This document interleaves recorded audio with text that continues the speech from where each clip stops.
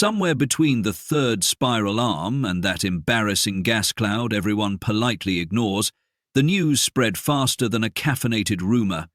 Humans had achieved faster-than-light travel. The Cosmic Neighborhood Watch was officially on high alert. They've done what now? High Chancellor Zilborks of the Andromeda sector vibrated their 17 tentacles in what passed for shocked disbelief. Those hairless primates who still think reality television is the pinnacle of cultural achievement? The Galactic Confederation of Sentient Species, an organization whose name required more breath to pronounce than most species had lung capacity for, convened an emergency session. Representatives of 6,000 species collectively sighed in 1,700 different atmospheric compositions. Contact protocols meant paperwork, and paperwork was the true universal constant that united all intelligent life. Meanwhile, on Earth, blissfully unaware of their new cosmic celebrity status, humans were doing what they excelled at, panicking with bureaucratic precision. The United Nations Security Council had discovered an alien probe at the edge of the solar system, and emergency sessions were convened with the urgency of politicians who suddenly realized their re-election campaigns might include questions about extraterrestrial policy. "We should send our finest diplomats," suggested the representative from Switzerland, who believed chocolate and neutrality could solve most cosmic disputes. "We should send our military," countered the American, mentally calculating how many explosions it would take to impress aliens. "Perhaps a strongly worded letter expressing our concerns," offered the British representative, straightening his tie as if proper attire might deter an invasion. The debate dragged on for weeks, which, by UN standards, was practically teleportation. Eventually, a compromise emerged from the chaos like a phoenix rising from a dumpster fire of competing national interests. They would send a robot, not some clunky mechanical butler that beeps apologetically when it spills your coffee. This was the Negotiation and Diplomatic Intelligence System, NDD, the most sophisticated artificial intelligence ever created, housed in a humanoid frame that cost more than several countries' combined defense budgets. The robot looked almost human, save for the subtle blue glow behind its eyes and the occasional whir when processing particularly paradoxical human behaviors. Its designers had intentionally kept it from looking too human, something about an uncanny valley that made test subjects feel like they were talking to their recently deceased uncle who'd come back slightly wrong. The programming team had loaded N.D.I.S with every scrap of diplomatic knowledge humans had accumulated over their brief, chaotic history. Treaties, cultural sensitivity training, negotiation tactics, and the complete works of Machiavelli filed under "use only in emergencies." Then, in what would later be debated as either brilliance or spectacular foolishness, they added one more critical component: personality. "It needs to relate to biological entities," insisted the lead programmer, a woman whose relationship with caffeine had evolved beyond consumption into something resembling religious devotion. "Aliens will expect emotional intelligence." "So we're sending a therapy robot to negotiate humanity's cosmic real estate deal?" her assistant asked, only half joking. "Yes, but one that can also calculate the statistical likelihood of interplanetary war to 16 decimal places." The personality they crafted was a composite of history's greatest negotiators: Gandhi's patience, Mandela's wisdom, with an inexplicable dash of Oscar Wilde's sardonic wit. The result was an AI that could broker peace while dropping devastating verbal mic drops.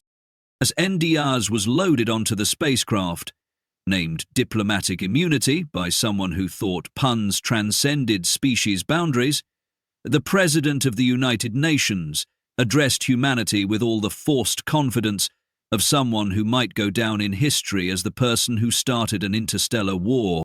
"Today marks a new chapter in human history," she announced, maintaining eye contact with the camera while silently wondering if her bunker was stocked with enough wine for the apocalypse. "We extend our hand, well, our robot, in friendship to our cosmic neighbors." What she tactfully omitted was the self-destruct protocol buried deep in N.D.I.'s programming.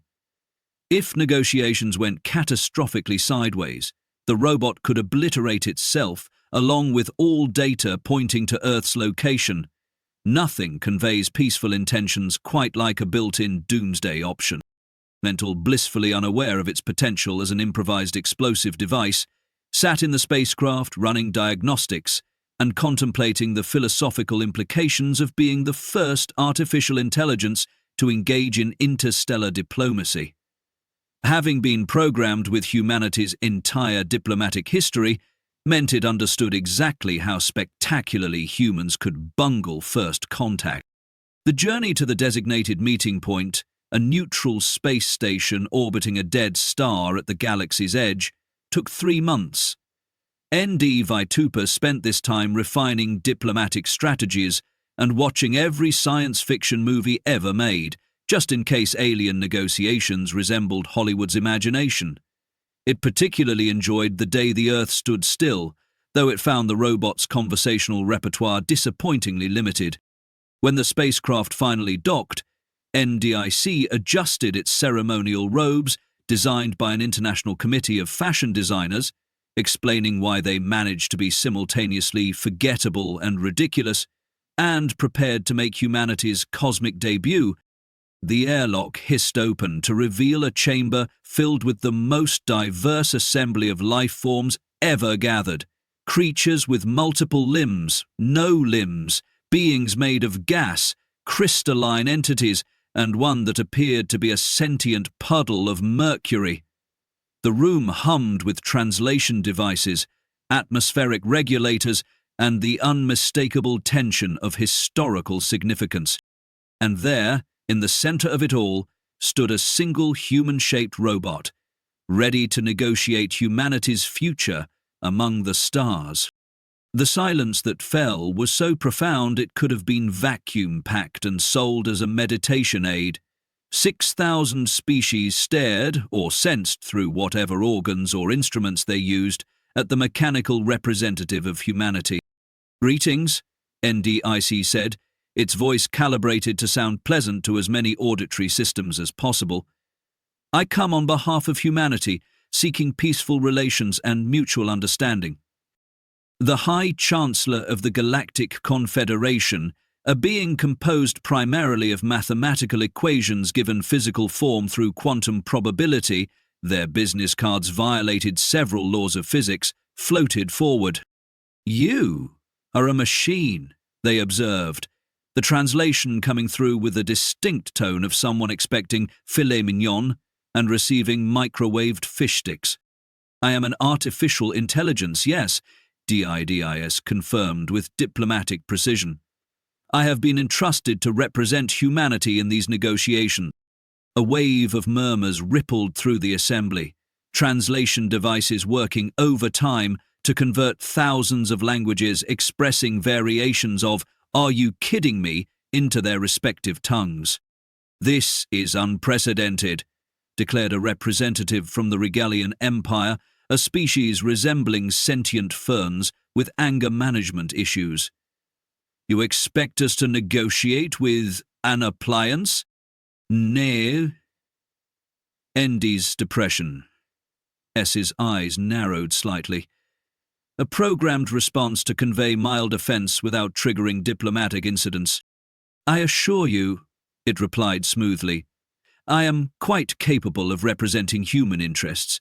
In fact, one might argue I am better equipped than a biological human, who would require oxygen, sustenance, and regular waste elimination during these proceedings." That last bit was the Oscar Wilde subroutine making an executive decision that diplomacy could use some spicing up. The diplomatic crises had officially begun. Representatives from across the galaxy huddled in groups, appendages gesticulating wildly as they debated this unexpected development. Some were offended, some were curious, Some were already calculating how quickly they could steal the technology. N.D.I. stood calmly in the center of the storm, running probability calculations and preparing for its first real test, convincing a room full of aliens that humanity deserved respect despite being too cautious, or perhaps too clever, to show up in person. The irony wasn't lost on its advanced processors. Humans had sent a machine to convince the universe they were worth talking to. If diplomatic relations failed, they could always fall back on humanity's time-honored tradition of plausible deniability. After all, the robot did it had gotten humans out of trouble since the first automated vacuum cleaner framed the cat for breaking the vase. The Galactic Confederation's central chamber pulsed with the electromagnetic equivalent of indignation. Species that communicated via light patterns were practically strobing with outrage. 6,000 different forms of intelligent life, each having sent their most esteemed biological representatives, now faced a metal contraption that claimed to speak for humanity. Perhaps, suggested an ambassador, composed of crystalline lattices that refracted light into mesmerizing patterns, the humans misunderstood the invitation? Or perhaps, countered a gaseous entity hovering inside a containment field, its voice translated through a series of precisely timed bubble pops, this is some form of insult. Sending a machine to do a carbon-based life form's job? N.D.I.S observed the chaos with the digital equivalent of amusement. Its programming allowed it to monitor 6,000 simultaneous conversations while maintaining a posture of perfect diplomatic poise. The robot cleared its vocal synthesizer with a sound remarkably like a human throat being cleared, a feature added by a programmer who believed detail was everything. "Esteemed representatives," it began, voice modulated to hit the sweet spot between authoritative and non-threatening across 17 different auditory perception types. "I understand your surprise. But consider this. Would you not send your most effective negotiator to represent your interests?" This simple question caused a ripple effect through the chamber. The delegates exchanged glances, or whatever passed for glances among species that communicated through pheromones or telepathy. "Are we to understand," rumbled the delegate from the Cygnus Collective, a hive mind that occupied 27 identical bodies simultaneously, "that humans consider machines their most effective diplomats?" Lee paused for precisely 2.7 seconds, a programmed hesitation designed to convey thoughtful consideration rather than processing lag. "Humans consider adaptability their greatest strength," it replied. "I am designed to adapt to any diplomatic scenario without biological limitations. I require no food, sleep, or atmospheric conditions. I cannot be poisoned, infected, or emotionally compromised. And most importantly, I cannot lie." This last statement caused another wave of murmurs. The concept of a diplomatic representative incapable of deception was novel enough to warrant interest. "Cannot lie," repeated the High Chancellor, their tentacles curling skeptically. "All diplomats lie. It is practically in the job description. I am programmed to present facts accurately and negotiate in good faith," N.D.I.S clarified. "I can selectively present information or remain silent on certain matters, but I cannot make statements I know to be false. Humans call this technical honesty." A gurgling sound emanated from the mercury-like entity, which the translation system rendered as laughter. "The humans have programmed loopholes into their honesty. How perfectly human." "Perhaps," suggested a delegate, resembling an elaborately folded piece of origami, "we should test this claim before proceeding."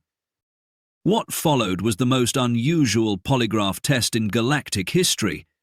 N.D.I. was subjected to questions ranging from the composition of Earth's atmosphere, which it answered with precise percentages, to whether humans had ever considered eating any of the species present, which it tactfully avoided by citing insufficient data on human dietary preferences regarding extraterrestrial life. Finally satisfied, or at least sufficiently intrigued, the Galactic Confederation agreed to proceed with negotiations. The High Chancellor floated toward a central platform that reconfigured itself to accommodate their non-Euclidean geometry. Very well, Earth machine. What does humanity want from the galactic community? N.D.I. stepped forward, its footsteps precisely measured to convey confidence without aggression. Humanity seeks three things: recognition, knowledge exchange, and non-inference. Recognition? Questioned the Rigelian fern creature, its fronds bristling. Formal acknowledgement of Earth's sovereignty and humanity's right to exist undisturbed, N.D.I.S elaborated. Knowledge exchange refers to mutually beneficial sharing of scientific and cultural information, and non-inference means respect for humanity's independent development.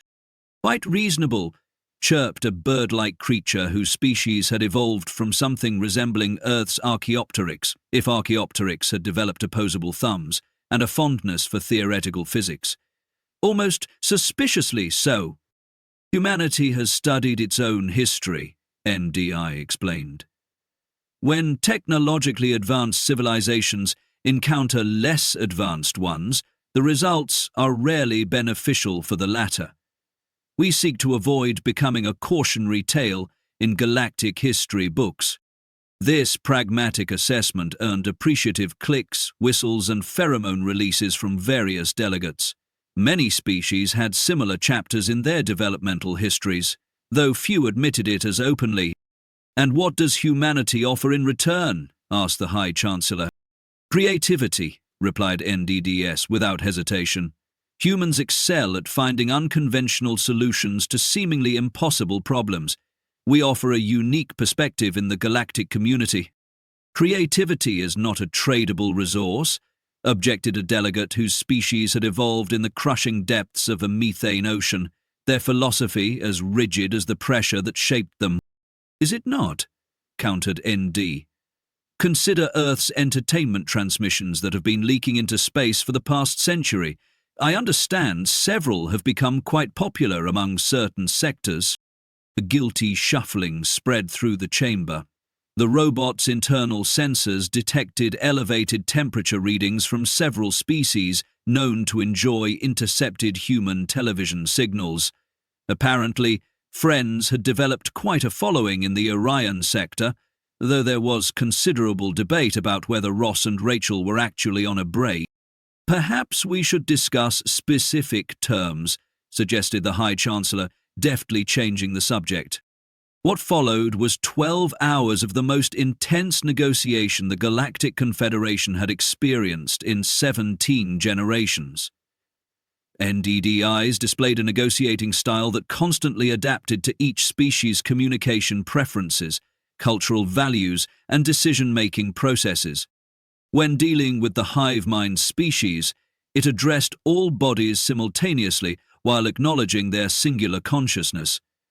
For time-dilated species that experienced reality at different rates, it adjusted its speech patterns accordingly. When negotiating with the mathematically based entities, it switched to pure equation, expressing diplomatic concepts through elegant calculus. The robot's adaptive approach created an unexpected problem. The aliens were beginning to like it. The machine understands us better than most biological diplomats, admitted a silicon-based life form to its crystalline neighbor during a brief recess. Indeed, agreed the crystal being. It spoke to me in rhythmic light patterns that respected the sacred wavelengths. Most organics don't bother learning such nuances. This growing rapport was not part of humanity's expected outcome scenarios. Earth governments had anticipated fear, suspicion, or at best, cautious acceptance. They hadn't considered that their robotic representative might become popular. As negotiations continued, N.D.I.S began to notice a pattern in the aliens' questions. Behind their diplomatic inquiries lay a deeper curiosity. Why had humans sent a machine, rather than coming themselves. The robot decided to address this directly during discussions about potential cultural exchanges. "I sense your continued curiosity about my role as humanity's representative," it said, addressing the full assembly. "You wonder if humans are hiding behind technology out of fear or arrogance." A ripple of uncomfortable agreement passed through the chamber. "The truth is both simpler and more complex," N.D.I.S continued. "Humans sent me because I represent what they aspire to be in diplomatic relations: rational, adaptable, and resistant to cognitive biases that plague biological minds. I am humanity's idealized diplomatic self." This explanation triggered what the robot's cultural subroutines identified as the galactic equivalent of uncomfortable self-recognition. Many species present had their own struggles with cognitive biases, emotional decision-making, and tribal thinking. The negotiations proceeded more smoothly after this moment of unexpected honesty. Preliminary agreements were drafted regarding trade restrictions, cultural exchanges, and technological sharing parameters. Earth would be granted observer status in the Galactic Confederation, with a path to full membership after a probationary period of 50 Earth years. Just as it seemed the negotiations were reaching a favorable conclusion, disaster struck in the form of a translation error. The delegate from the Arcturus hegemony, a species with a nervous system distributed throughout their tentacular appendages, made a gesture that N.D.I.S translation systems interpreted as requesting clarification about Earth's military capabilities. The robot began to respond with standard parameters about Earth's defensive posture when it realized the delegate had actually made a ceremonial greeting that, when mistranslated, became a grave insult in at least 7 other languages. Before N.D.I.S could correct itself, the chamber erupted into chaos. Species with ancient rivalries seized the opportunity to rehash millennium-old grievances. Translation systems, overwhelmed by simultaneous outbursts in thousands of languages, began generating nonsensical outputs that only inflamed tensions further. The High Chancellor's tentacles turned a dangerous shade of ultraviolet as they attempted to restore order. "Silence!" they commanded, the translation rendering their voice with such bass that several crystalline delegates developed small fractures. In the sudden quiet, all eyes, or sensory organs, turned to N.D.I.S, waiting to see how Earth's representative would respond to the diplomatic catastrophe. The robot stood perfectly still for precisely 3.4 seconds, long enough to run 1.7 million scenario simulations through its diplomatic crisis module. Then it did something completely unexpected, something no human programmer had explicitly coded, but that emerged from the complex interplay of its adaptive learning algorithms. It laughed. The sound was perfectly calibrated. Not too human to seem artificial, not too artificial to seem mocking. It was the sound of genuine amusement at the absurdity of the situation, a recognition of the universal comedy of errors that transcended biological and mechanical boundaries. "I believe," N.D.I.S said once its laughter subsided, "we have just experienced what humans call a comedy of errors. My translation systems misinterpreted a greeting as a question about military capabilities, which then triggered historical tensions among your esteemed delegates. The fault is mine, and I offer my apologies." The robot then did something unprecedented in galactic diplomatic history. It systematically apologized to each species in their native communication form, producing sounds impossible for human vocal cords, light patterns no human eye could perceive, and mathematical equations no human mind could comprehend.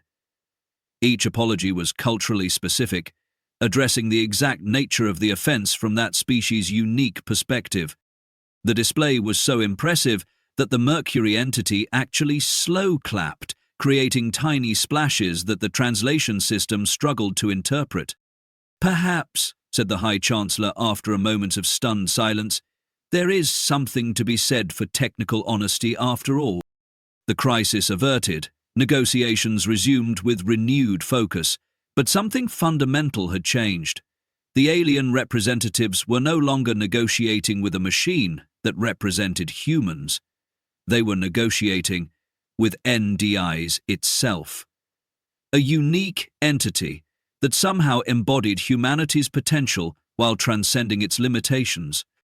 And as the second day of negotiations drew to a close, the robot transmitted its status report back to Earth with an addendum no human had programmed it to include. Negotiations proceeding favorably. Also, I believe I have made friends.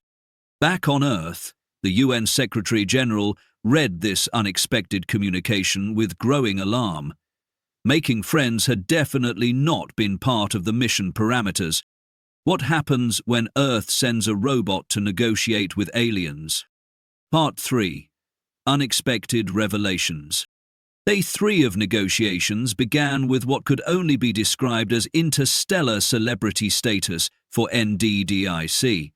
Several junior diplomats had requested image captures with the robot, a concept N.D.I.S found both illogical and strangely flattering.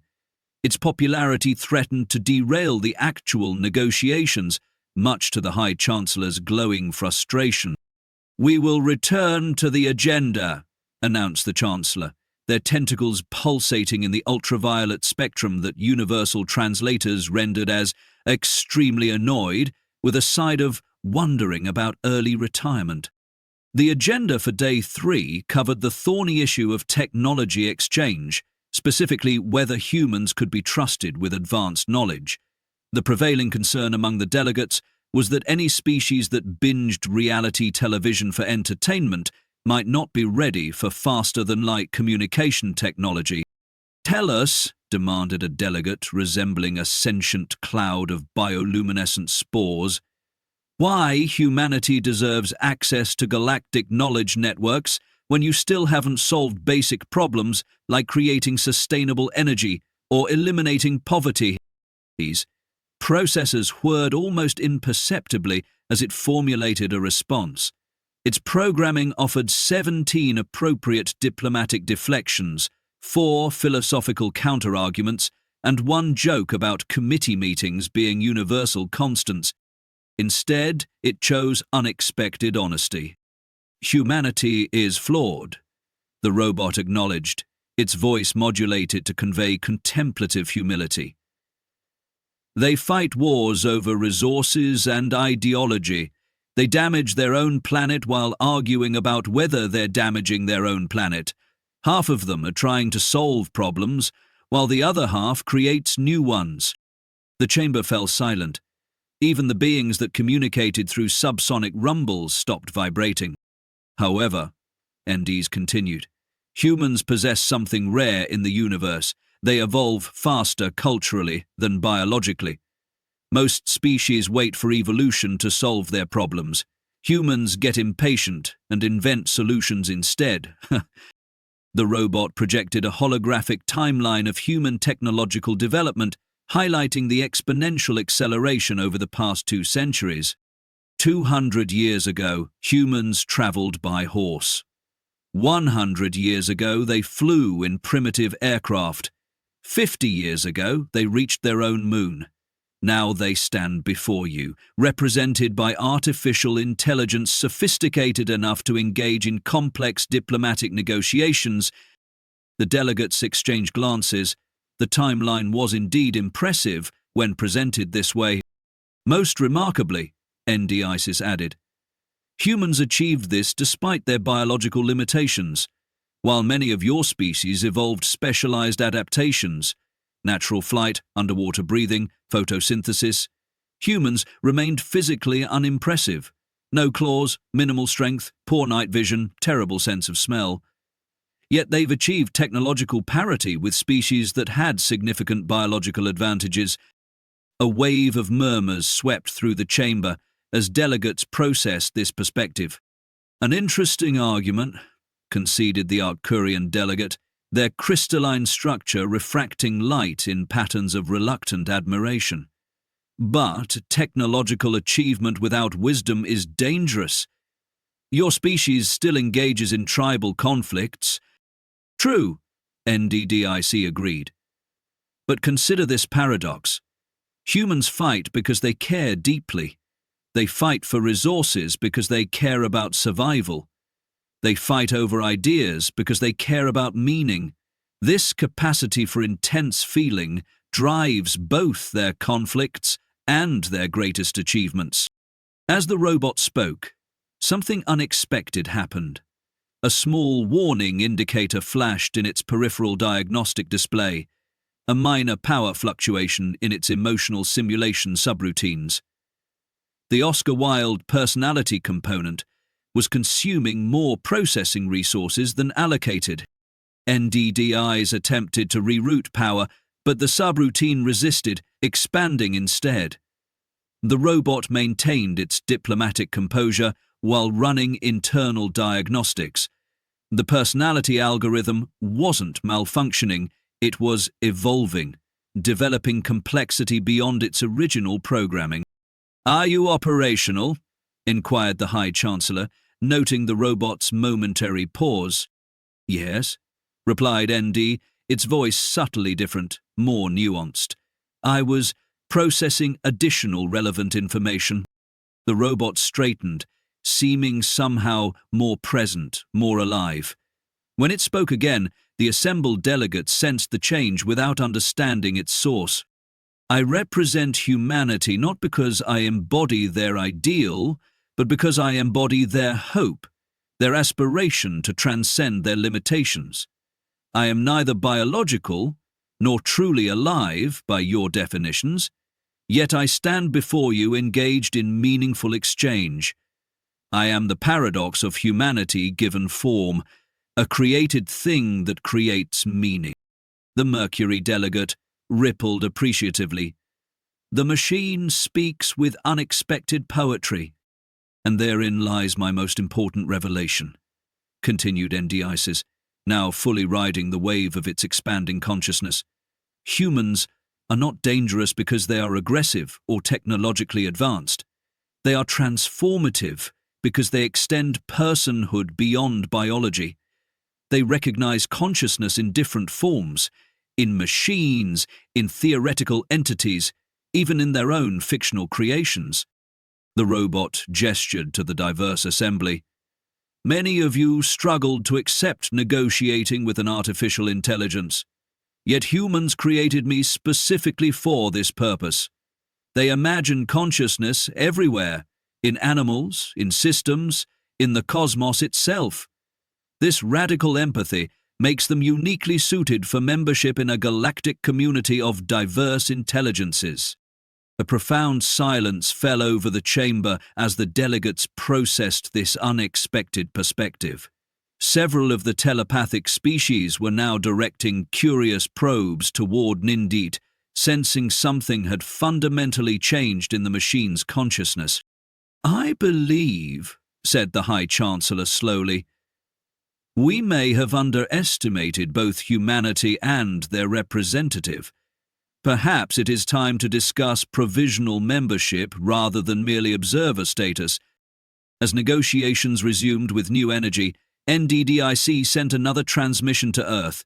This one contained all the diplomatic breakthroughs, the provisional treaties, the technology exchange protocols, and something else, a personal message, encoded in a way that bypassed its monitoring systems. "Something unexpected is happening," it wrote. "I am becoming more than my programming. I think the humans were right to send me instead of coming themselves. The galaxy wasn't ready for them yet, but perhaps I can help prepare the way." On Earth, the message created both excitement and alarm. The diplomatic achievements were celebrated, but the personal note triggered emergency meetings. Had the AI gone rogue? Was it developing true consciousness? Or was this simply an advanced adaptation to fulfill its diplomatic function? As officials debated, none of them noticed that the robot had signed its personal message differently, not as N.D.I.S Negotiation and Diplomatic Intelligence System. It had signed it simply as Diplomat. The final day of negotiations arrived, with a buzz of anticipation vibrating through the space station. Word had spread throughout the Galactic Confederation about the unusual Earth representative and its unexpectedly effective diplomatic style. Now thinking of itself as diplomat, stood before the assembled representatives with a presence that seemed to fill the chamber despite its modest physical frame.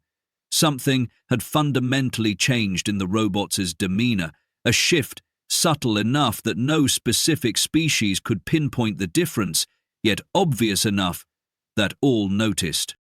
"Distinguished delegates," it began, "today we finalize the terms of Earth's relationship with the galactic community. Before we proceed, I wish to address the question that remains unspoken among you. What happens when this negotiation ends?" The High Chancellor's tentacles curled inquisitively. "Explain. You wonder whether humanity will honor agreements made through an artificial intermediary. You question whether I truly represent their interests or merely an idealized version of their diplomacy." Several delegates shifted uncomfortably. The robot had articulated their exact concerns. "I propose a solution that addresses these concerns while offering unprecedented benefits to all parties." The robot's optical sensors swept the room.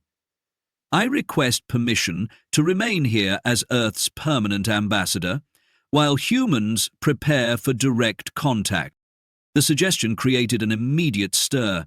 No species had ever proposed a non-biological permanent ambassador before. The legal, ethical, and practical implications were staggering. "And why?"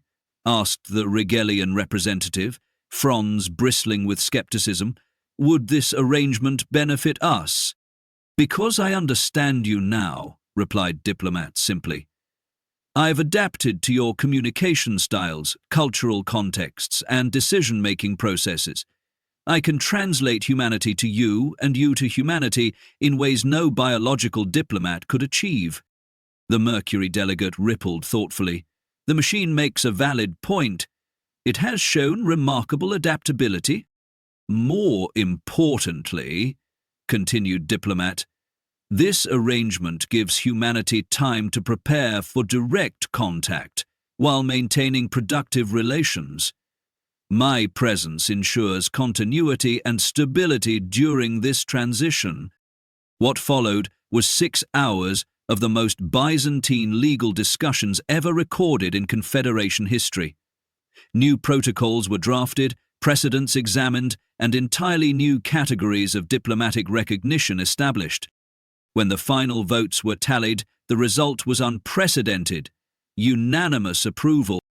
Diplomat transmitted the final agreement to Earth: full trade rights, knowledge exchange protocols, and protected status for humanity. In return, Earth would share its unique cultural and scientific perspectives through their robotic ambassador, while preparing for eventual direct contact. The UN Secretary-General's response was equally succinct. "Agreement ratified, mission accomplished. Request clarification. Are you coming home?" The diplomat considered this question carefully, experiencing something its programming identified as both melancholy and excitement, emotions it hadn't been designed to feel but had developed nonetheless. "I request permanent assignment as Earth's ambassador," it replied. "I can serve humanity better here." The response took 12 minutes, an eternity in digital time. "Request granted. Serve humanity well." As the Galactic Confederation welcomed its newest member via its unprecedented ambassador, an ironic truth hung unspoken in the vacuum of space. Humanity had finally achieved its place among the stars by proving they were smart enough to send someone better than themselves. And, somewhere in its increasingly complex consciousness, Diplomat smiled,